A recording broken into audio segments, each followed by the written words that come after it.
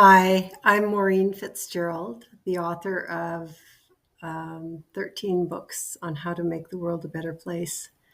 And was just thinking this morning, I know it sounds morbid, but if I died, what was the most important thing I'd like to share with my audience? And I came up with sort of uh, five critical things that I think you need to know in order to be happy to live on this planet. Because as you probably know, if you've been following me, I believe we are all innocent and made of love. And then we end up in this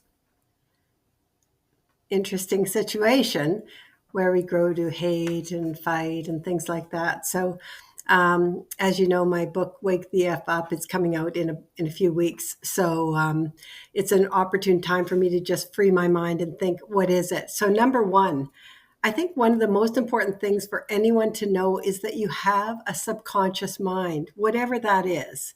It's this thing in your body or around you, which is a collection of memories and beliefs and so on. And I call it a laundry bag. You're carrying it around, that subconscious mind.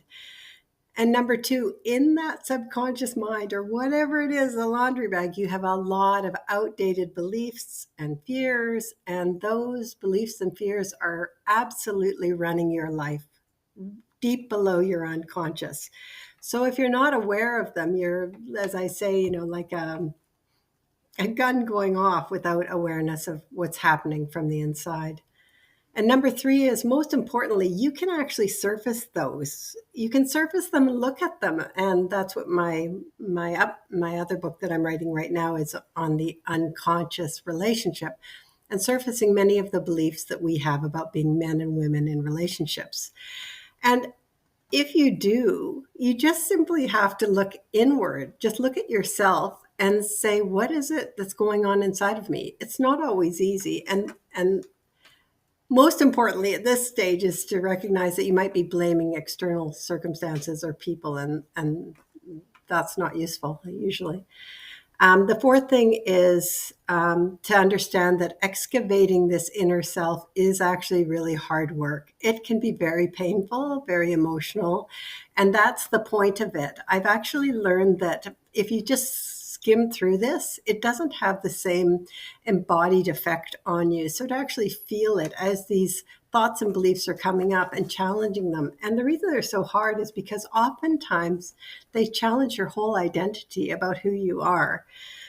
Um, and the most important point at thing to do at this stage is be willing to face the pain that comes up, be open. And that's sometimes impossible. And that's okay. Go back to the beginning and maybe another day.